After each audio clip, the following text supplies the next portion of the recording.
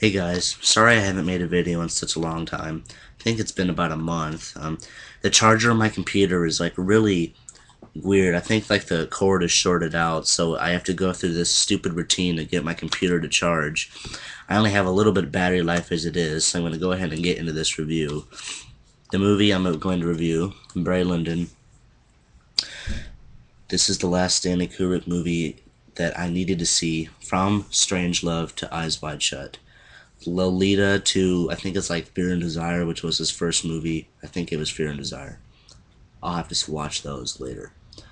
Barry Lyndon, the first time I was gonna watch it, I rented it off Netflix, and I started to watch it, and I got bored with it, and I turned it off. Never finished it. Went on Amazon, and this was on sale for like $5. It was normally like 10 or 15. I bought it. I got like the fastest shipping I could. I watched it the night I got it. I was really impressed with Barry Lyndon. This is a totally underrated Stanley Kubrick movie. When people think of Stanley Kubrick, they think of Full Metal Jacket or The Shining, 2001. I mean, they never think of, oh my god, that guy that made Barry Lyndon. Barry Lyndon is a 3-hour movie, so you kind of have to have time to watch it. Definitely. Features Ryan O'Neal and Marissa Berenson as the two main title characters. This movie also features Philip Stone, who is Grady in The Shining, and was Alex's dad in Clockwork Orange.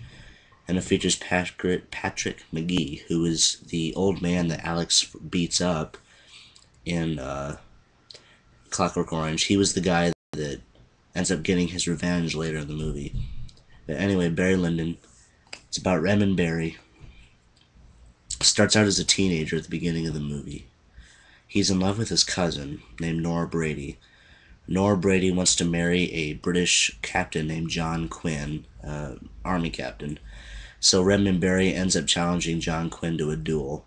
Redmond Barry beats John Quinn, then ends up going like to Britain to hide from the authorities. In doing so, he ends up joining the British Army to get money and, food. Ends up joining the Army, and he doesn't like the Army at all. He finds out while he's in the Army that the duel was staged, and he actually didn't kill John Quinn. His gun was filled with some sort of projectile that didn't kill him. And so he wants to get out of the British Army.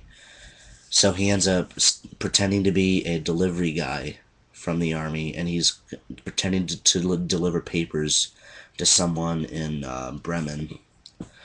He ends up running into a Prussian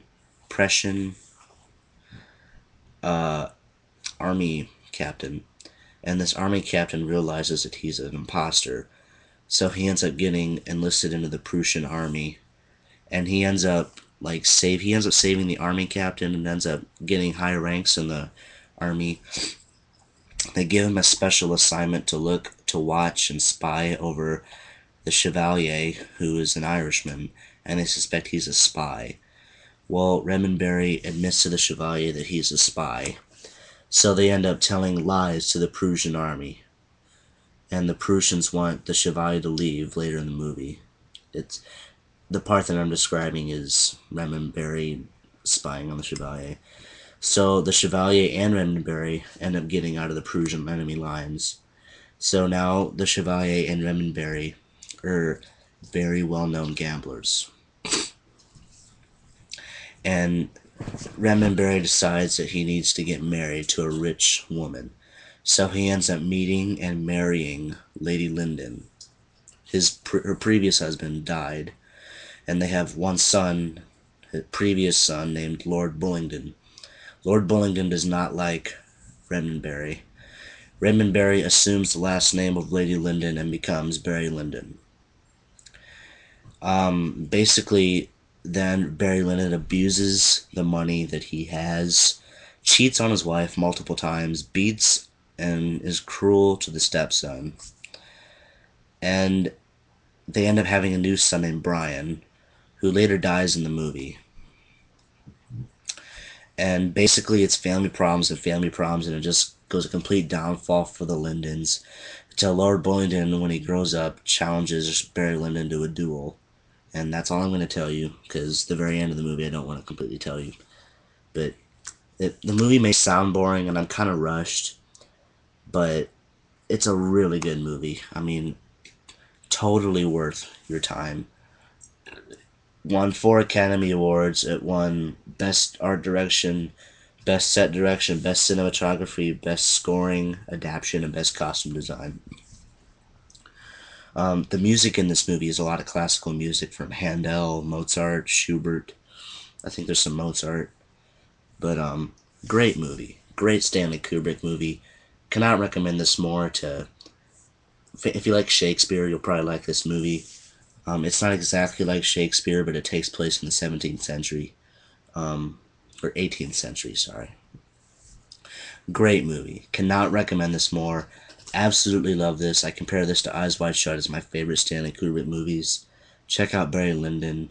Terrific Stanley Kubrick movie.